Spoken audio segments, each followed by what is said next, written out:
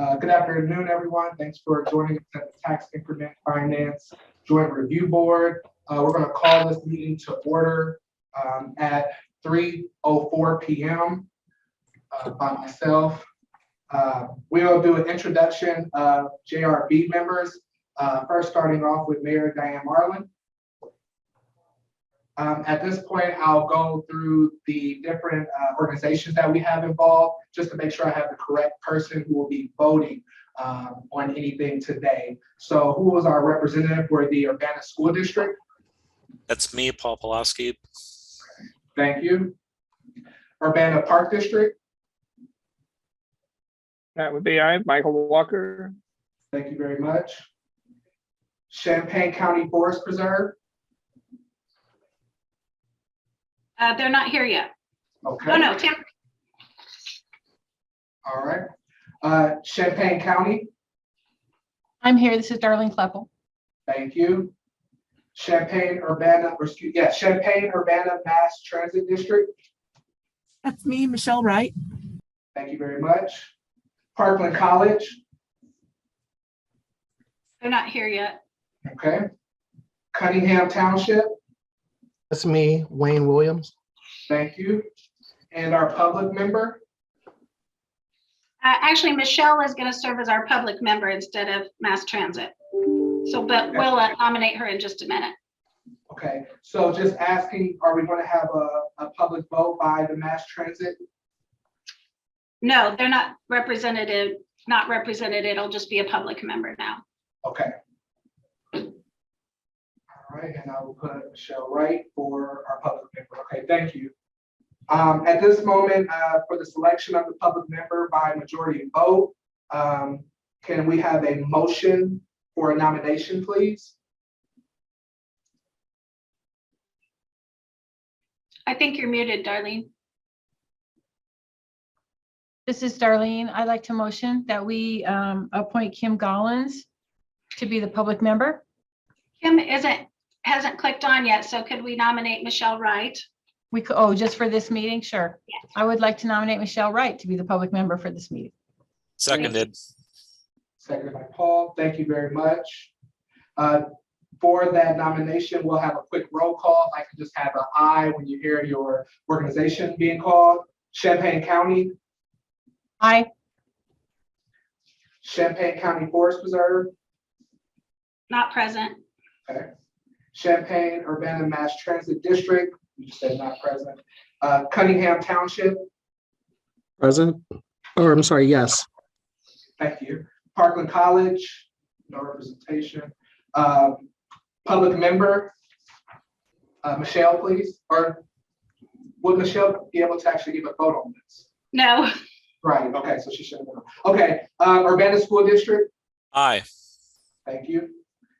Urbana Park District? Aye. Thank you. Majority pass, motion passes, thank you. Does City of Urbana vote on this? Yes. Okay, I can add that. City of Urbana, Yes. thank you. Motion passes. At this point, we are asking for a motion to come for the selection of a chairperson by majority vote. Do we have a motion?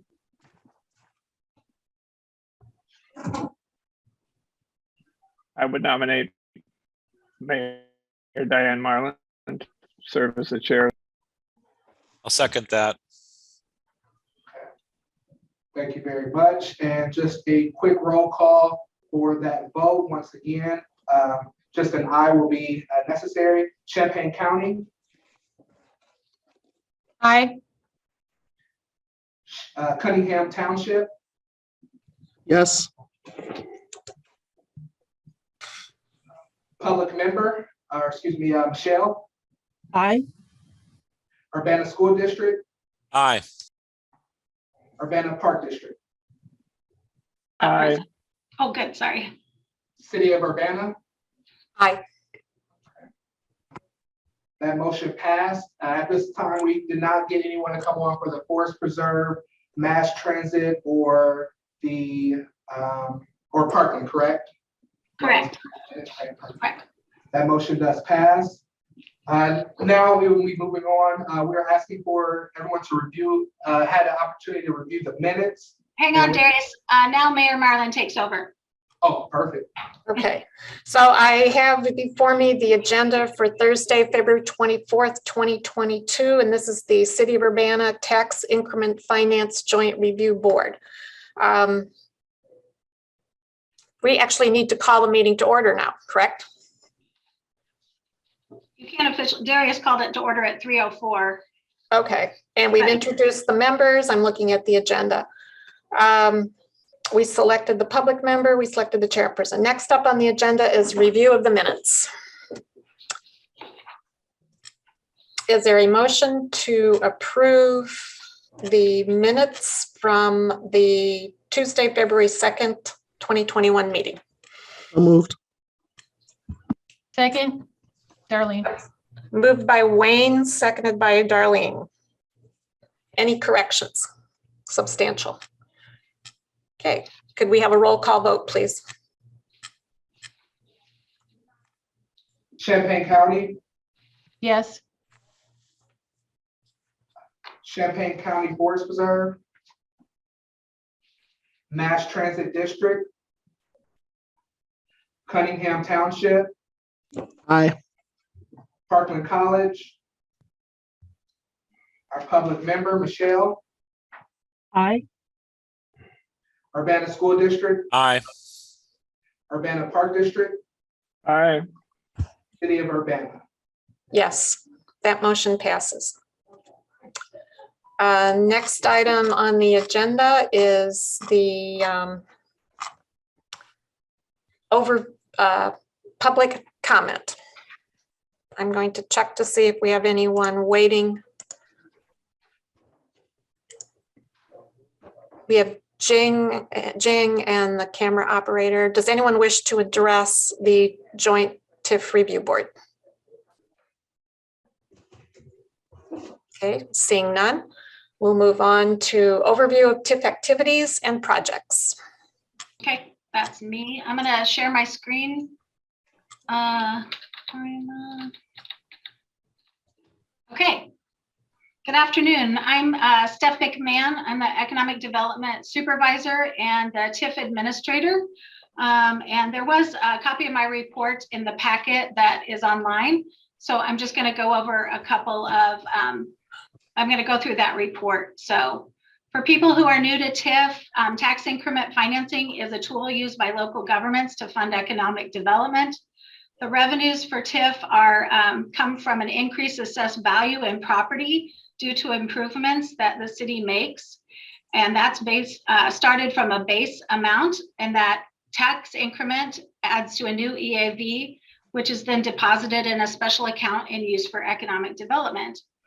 The initial life of a TIF district is 23 years. And when the TIF ends, the town's investments in public and private development projects are fully repaid. The property tax revenues are again shared by the taxing bodies. And if the TIF is successful and when it is completed, then everyone will share in an expanded tax base. So for TIF 2 for fiscal year expiring 2021, TIF 2 is going to expire at the end of this year, 2022, but we had a starting balance of $1,423,216. After revenues and expenditures, we had an ending balance of $1,886,409. And TIF 2 is this yellow area of the map, kind of the donut around the downtown. Some of those expenditures out of TIF 2 included $196,077 to 5 Points Northwest. This was a project back in 2005 that we've continued to pay out on. It was originally a shell of 15,000 square feet of retail space with 18 units and 4 outlots. So this is the 5 Points will be paid out through the end of this year and will be done. That agreement will be complete when TIF expires this year. We made an annual debt payment to the Boneyard Creek, which was an infrastructure project that was done in 2015. This project supports businesses along Grigg Street, the 25 o'clock brewery, and the Best of Africa food store. This is a great outdoor space, and there have been a lot of arts and culture events there. Other activities in TIF 2 or other payments included $11,217 in support for legal, marketing, public arts, and downtown activities, and $134,979 for personnel of TIF administration. We had one small business grant that was located for a business in TIF 2.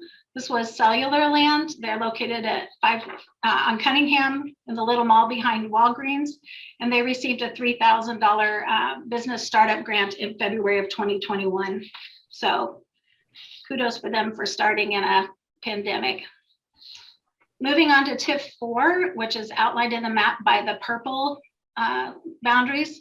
TIF 4 is due to expire at the end of 2024. We had a beginning balance of $2,667,647. After revenues and expenditures, we ended a little over 3.5 million. Some of those expenditures out of TIF 4 were a continued payment to Creative Thermal Solutions. This was a 2010 project that added 5 new buildings up on Anthony Drive.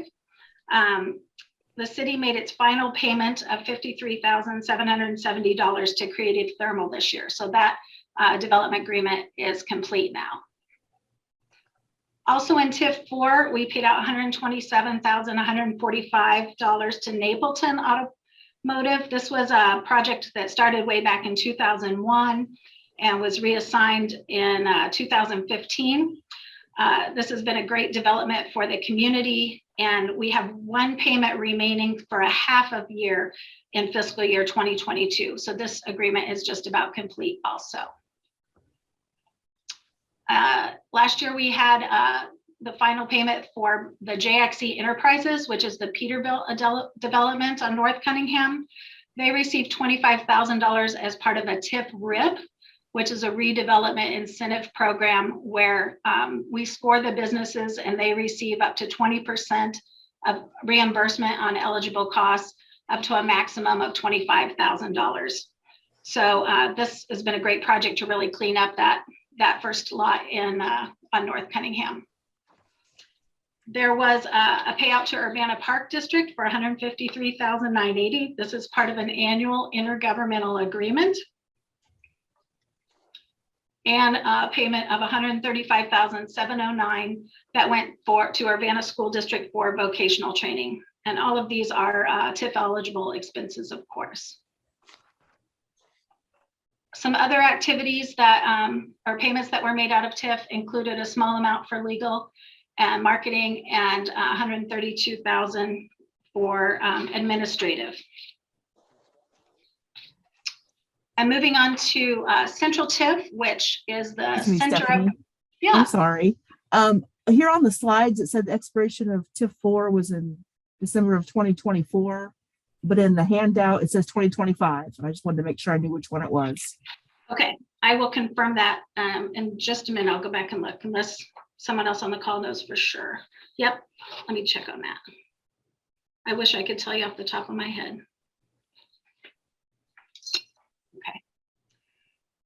Central TIF is due to expire in 2040. It started the year at a negative $82,899, and after revenues and expenditures ended at $121,151. And we gave out several small grants, startup business grants out of TIF this year. Mainly those are coming out of new businesses coming to downtown. So this was one out of Central TIF, a small business called Septier. They make these boxes for people to exchange goods without having to meet in person. They received a $1,000 grant. The Best of Africa food store, also in Central TIF, received a $1,000 grant for their business opening. This is a small business made in Urbana, and I have to give kudos. This is owned by female-owned business owned by Judy Lee. She started with several small 3D printers in Colab and now has several hundred 3D printers. She's printing these little characters and shipping them all over the world. She's become quite a small maker business in the area, and she's even expanded into plush characters and opened up a retail space in Lincoln Square Mall. So she's really doing great things and kind of keeping the enthusiasm going for a lot of small businesses in the region. Nola's Rock Bar also received a $3,000 grant when they remarketed themselves and transitioned into Nola's.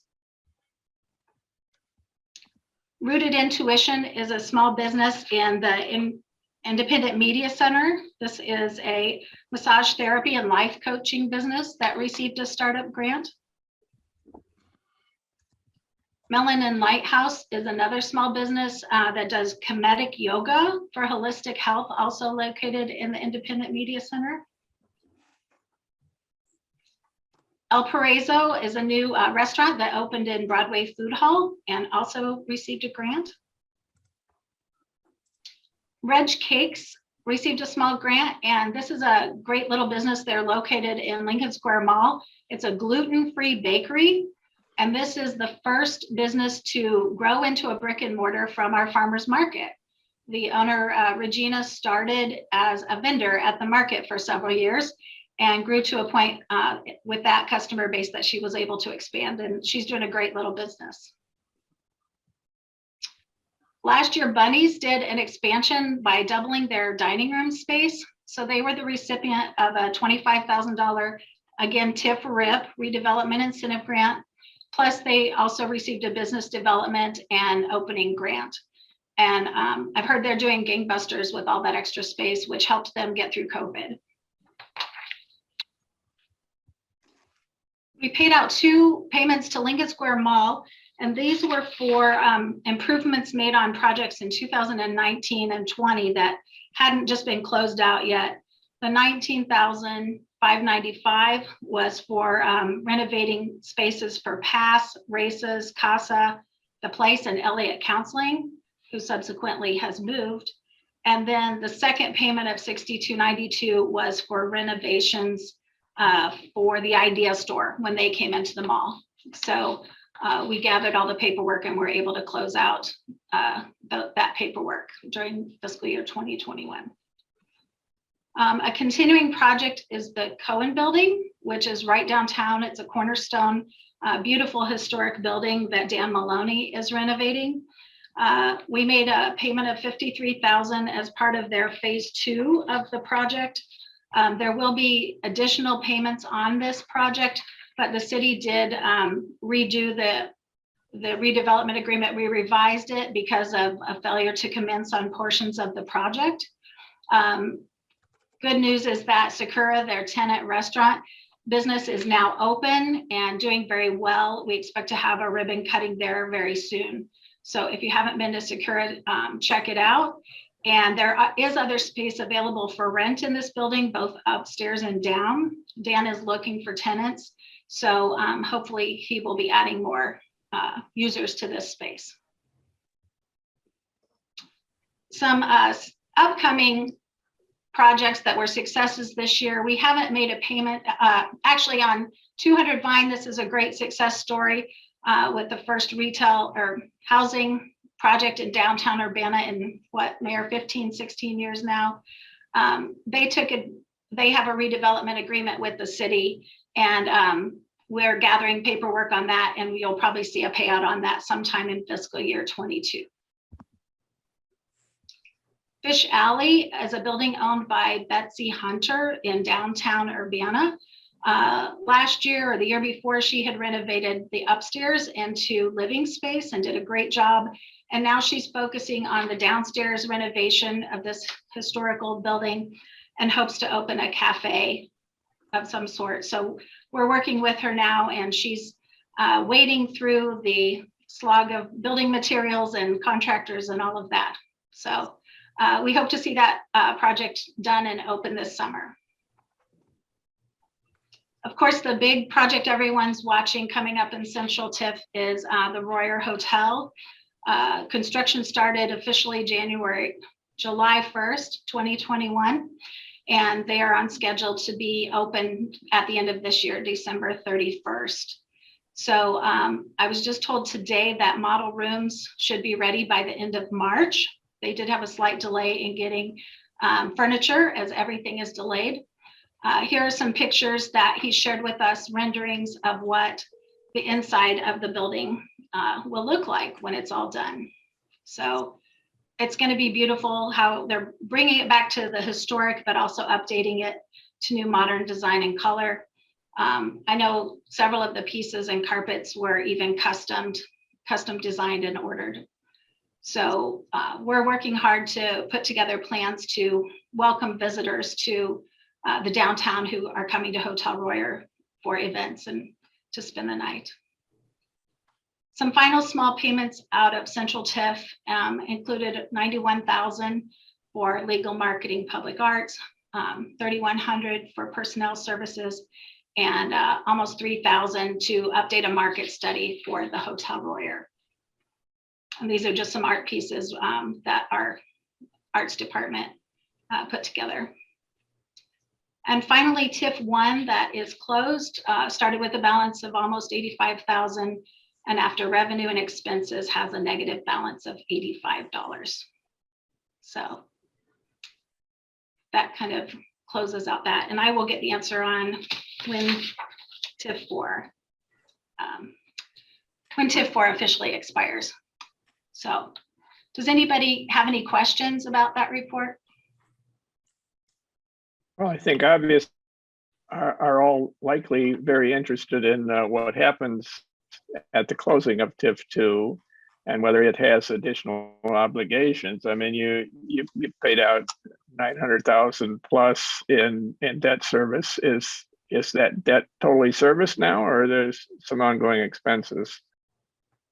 Well, and I would need to talk to our accounting and stuff, but there could be existing obligations, and we have asked Adam Stroud of PGAV to come and talk to us because we are looking to connect Central TIF and TIF 4 when TIF 2 closes. So I can check on what those additional obligations will be and get you answers on that. Stephanie, I think I have some tentative answers for the two questions so far. Great, thank you. The first one, there are, I believe, two more debt service payments for the Boneyard Creek crossing.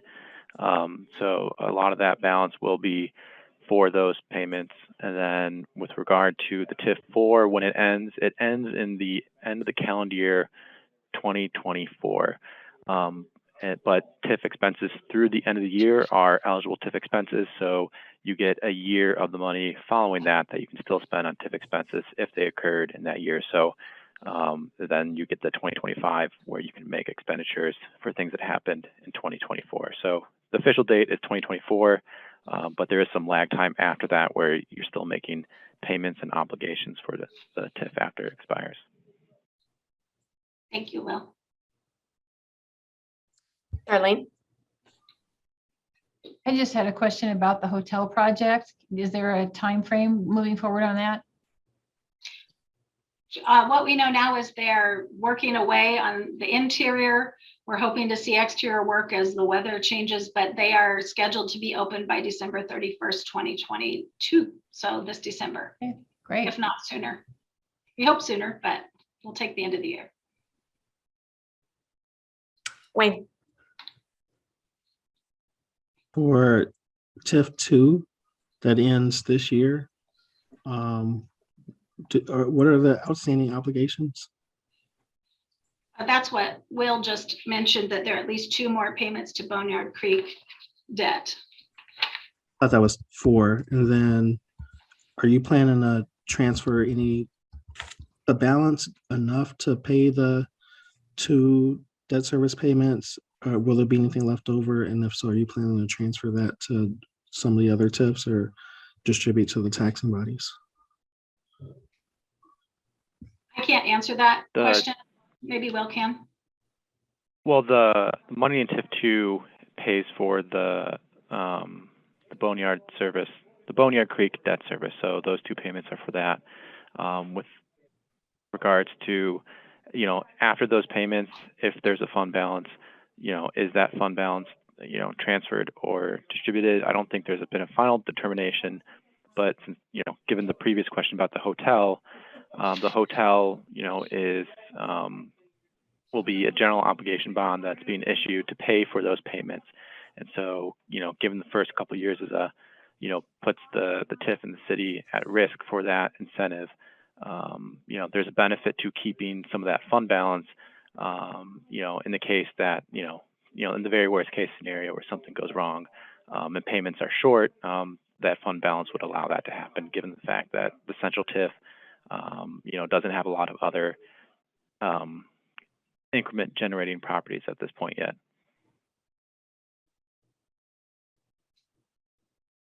Any other questions? Okay, one thing, and something new we wanted to share with you today is an interim strategic plan that we have put together, and Andrea Rudy is going to share her screen. Andrea is the Senior Advisor for Integrated Strategy Development. And are you able to share your screen, Andrea? Great. And we wanted to share this with you because we've put this plan together because we're kind of in the middle of two interesting events, one being the pandemic, when obviously when that hit, we all had to kind of change our focus to supporting businesses in the pandemic and helping them survive that. And now that we're coming out of the pandemic, we're looking at what we can do. And we're also right in the throes of putting together the next comprehensive plan for the city of Urbana. And we didn't want to wait until the new comprehensive plan was done, which I believe is targeted to be complete now, maybe end of 2023. So we wanted to put together an interim strategic development plan that we could work on projects, targeted projects for the interim season there. So Andrew, you want to go to the next slide? And our goal with this plan was to have actionable goals that we could put together and implement during this 2 to 3 year time frame before the comprehensive plan is set. We didn't want to put any long-term goals out there that the comprehensive plan might just point out was something that the council or the community didn't want us working on. We also wanted to be able to leverage our existing assets and build on the capacity as well as we can. And we also realize this time frame is a time that we can experiment and try a few new things. If we try something new and it doesn't work, we aren't stuck with it for an indefinite period of time and we can learn from it. Or we might be creative and try something new that will really work for us and we can carry it over. So I'm going to pass it off to Andrea and she'll fill you in on some more. Andrea, you're muted. You're muted.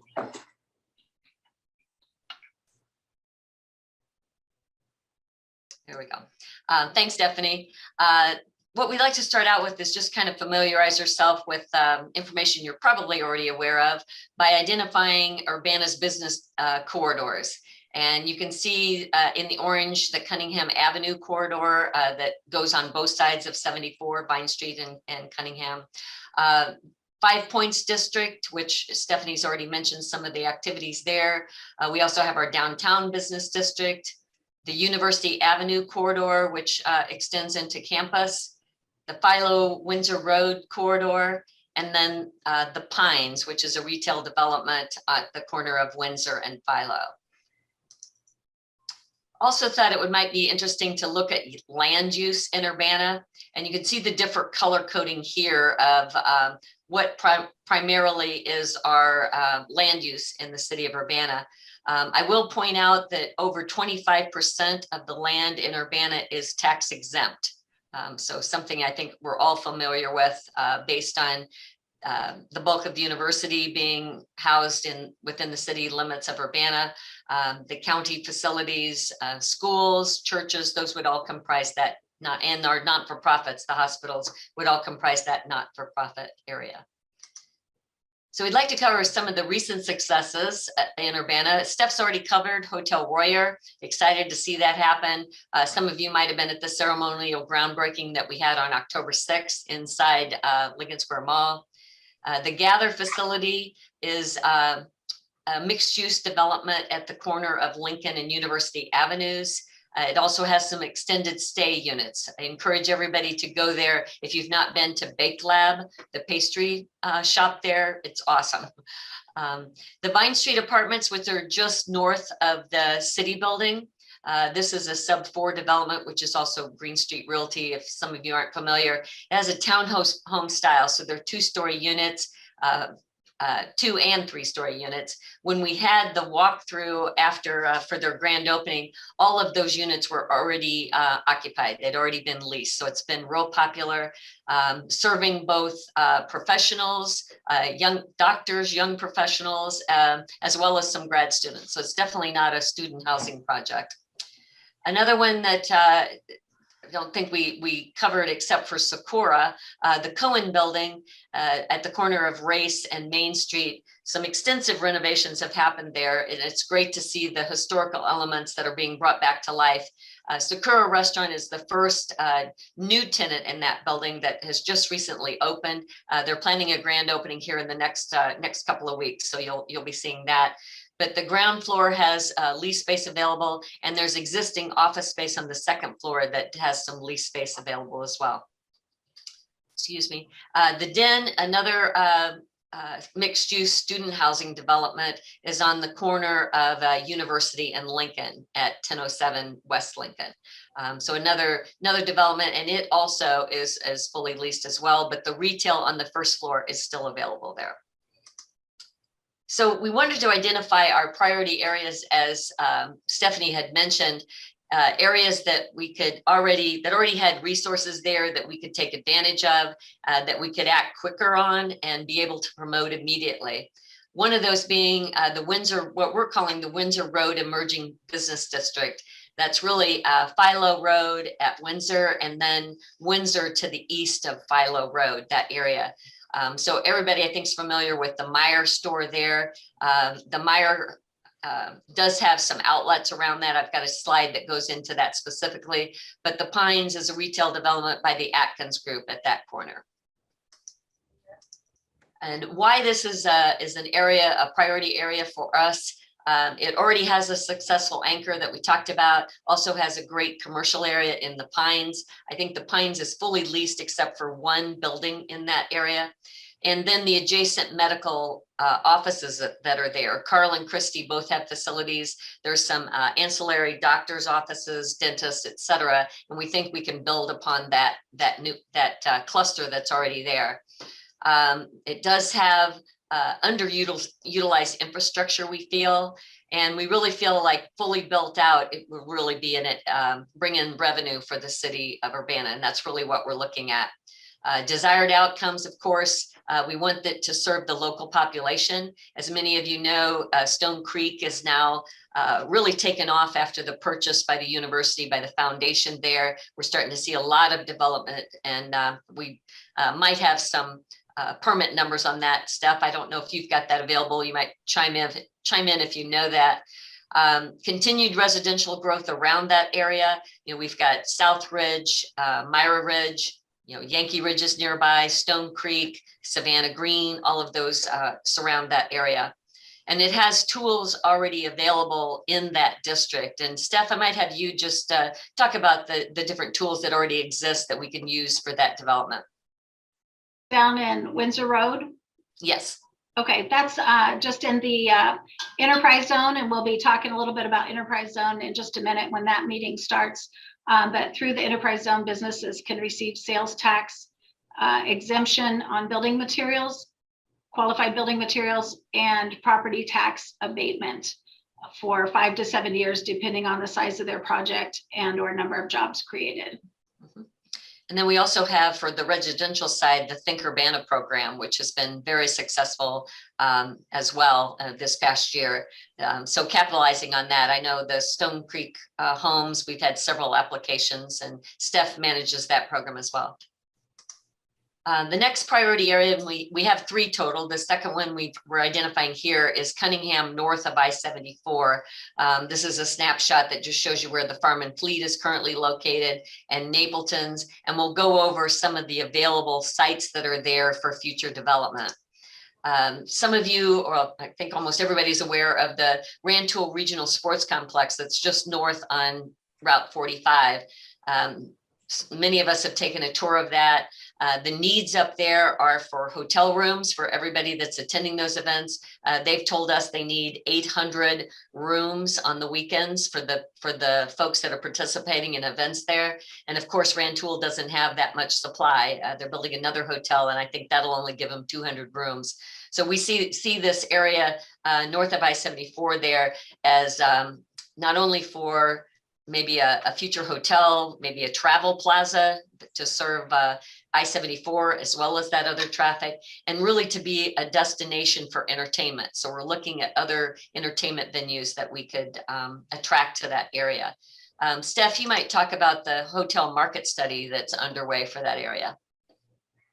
Yeah, we have contracted with Brenda Paytech of Paytech Consultants to do a market study for us. We do have a draft version now that we'll be reviewing.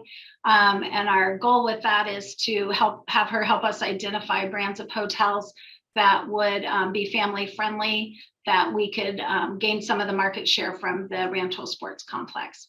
So we're hoping to use that as part of a marketing campaign.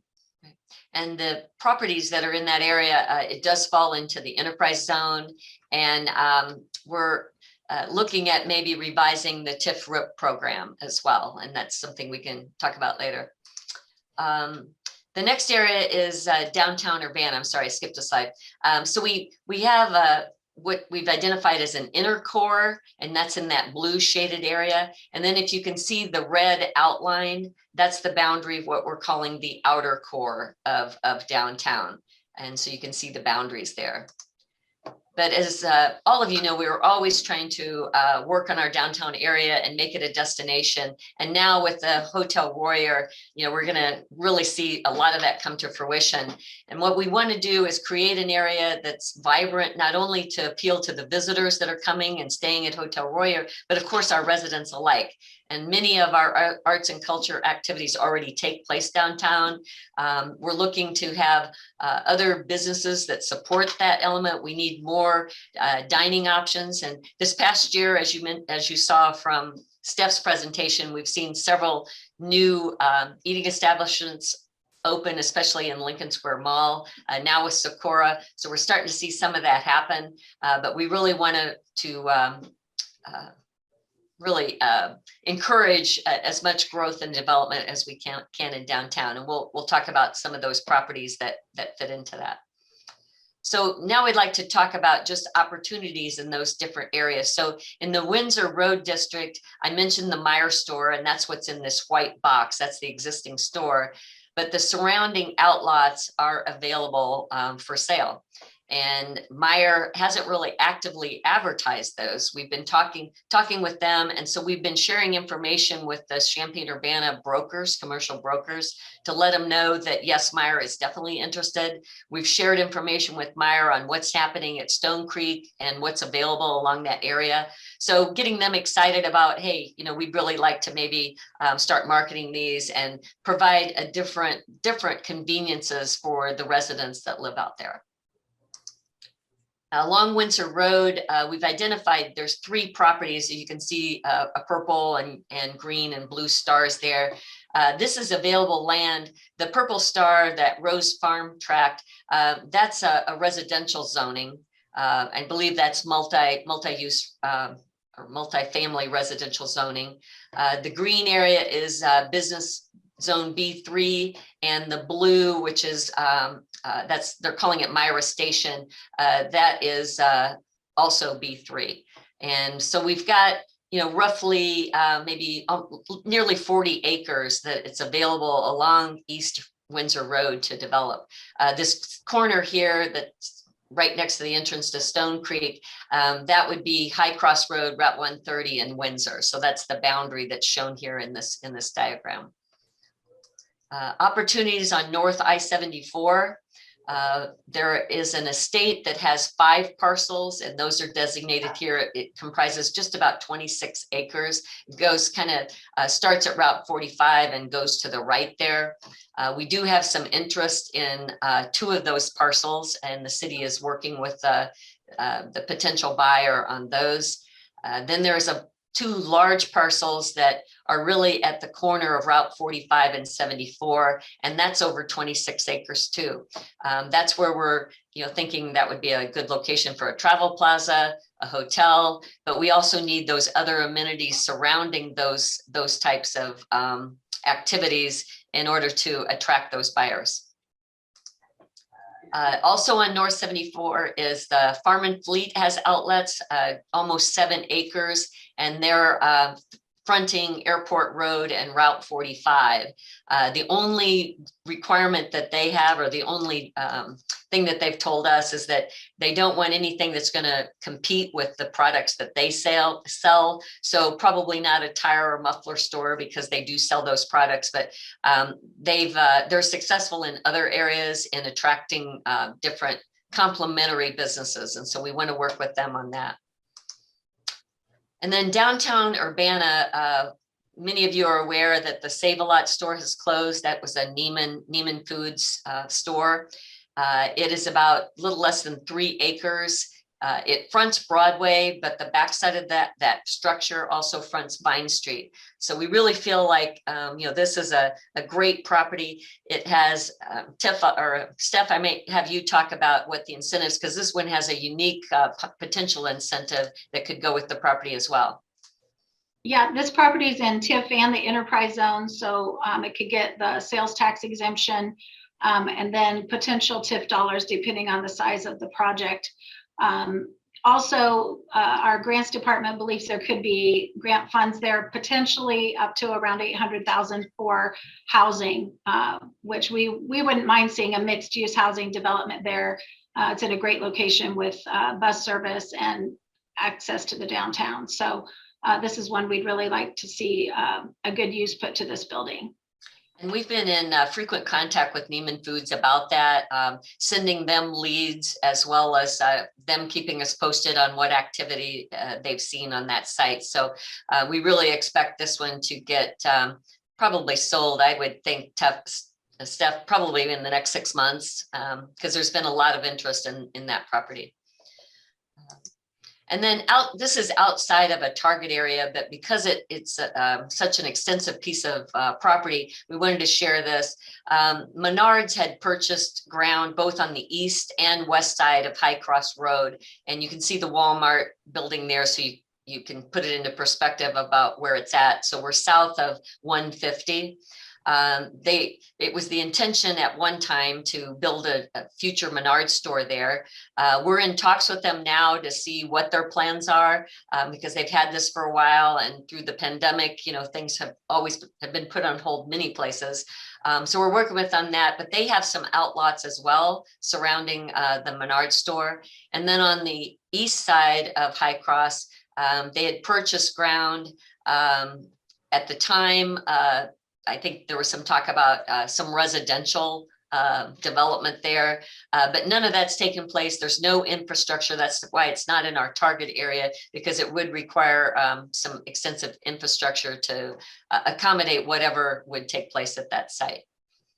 So that's really where we stand with our interim plan. We've met with the Champaign-Urbana commercial brokers to let them know about where the city's priorities are and our willingness to assist them in attracting clients for future development. Okay. Thanks, Stephanie. Thank you. Do you guys have any questions for Andrea or I or our team? Okay. One last thing we wanted to discuss while in the joint review board today is a project that we're working on this year is actually to connect Central TIF and TIF 4, because when TIF 2 expires, they are not connected, and we would like the ability to port money between TIF 2 and TIF 4. So we have hired PGAV to help us with that process. So I've asked Adam Stroud to come on board and just tell a little bit about why a community would want to do this and some of the steps we're going to have to take this year and you guys will be involved in. Thank you, Stephanie. Can you hear me okay? All right. Well, thanks for having me. I'll try and be brief and I'll answer any questions.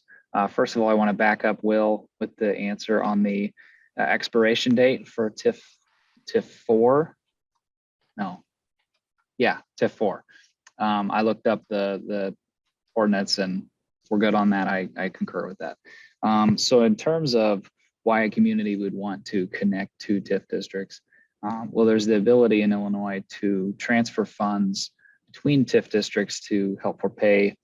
And in this case, the landscape is helping pay for more of the central business district projects that a lot of times can be challenging, but very rewarding in terms of the overall character of the community and the vibrancy of the downtown. So the process for amending and then connecting the two TIF districts would basically look like a boundary adjustment. Adding properties to a TIF is a lot harder than taking TIFs away. And so we would have to go through the process of an official, it's called a major amendment. And so that is qualifying the new property under the TIF Act. It's having another joint review board meeting. Unlike this one, that meeting is more procedural in nature, and you basically review the TIF plan with me, with the city, and make sure that it's compliant with the TIF Act to make sure that the area, yes, does in fact qualify for TIF. And then there's a public hearing and then an eventual approval by city council, hopefully, if they want to move forward with that amendment. So it's a long drawn out process. It's basically the same one as creating a TIF to begin with, but that's what we have to do. And it will set us up for several years afterwards of ability to transfer funds to complete major projects downtown, or transfer the other way as well. Got a question from Michael. Yes, I'm just curious, is the process to expand the two TIFs, existing TIFs together? Is that the notion, or is there some other process of establishing a third TIF to interconnect them all? No, you had it the first time. So it would be to expand TIF, the central TIF to come in contact with TIF 4. As TIF 2 expires, we're just going to connect those two TIFs. And basically, the process would look like, just to get it done, would be to take some property out of TIF 2 and then immediately put that property into the central TIF. And that property right now stands between TIF 4 and the central TIF. So then that new property would have a new base value associated with, I think 2022 would be the new base year. And then TIF 2 at the end of this year would fall away. And all of that property would now be taxable by all the taxing bodies, including the city. Any other questions about the process or how that's completed? Stephanie, did I miss anything? Well, I do have one question.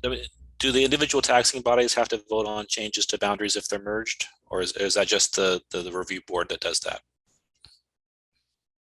The review board, so the joint review board has two types of meetings, and the one is obviously the one that we're doing today, just sort of the annual review, and then the procedural meetings that the joint review boards can take part in is actually required by statute whenever you do a major amendment, such as a boundary change.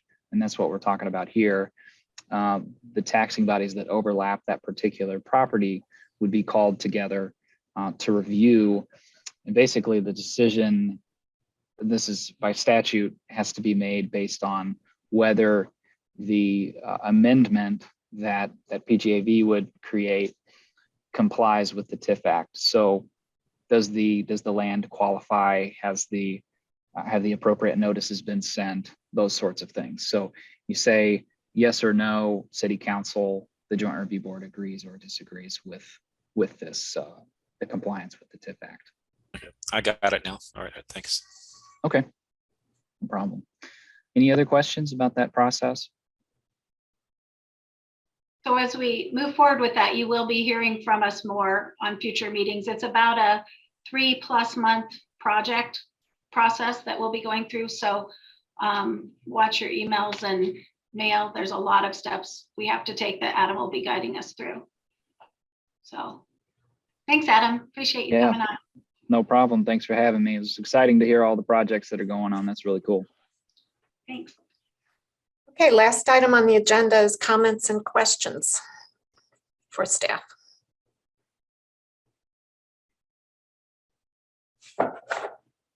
We didn't see the presentations in the packet. Is that something that can be shared with everybody? Sure. Yeah. That would be good. Thank you. Okay. And we haven't done enterprise zone yet. We'll do that in just a minute. Yeah, any other questions? Is the recording of this meeting gonna be available online somewhere for people to watch after the fact? Yep. It'll be the same place where you got your packet.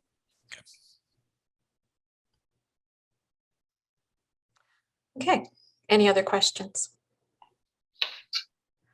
All right, seeing none, then we'll declare this meeting adjourned.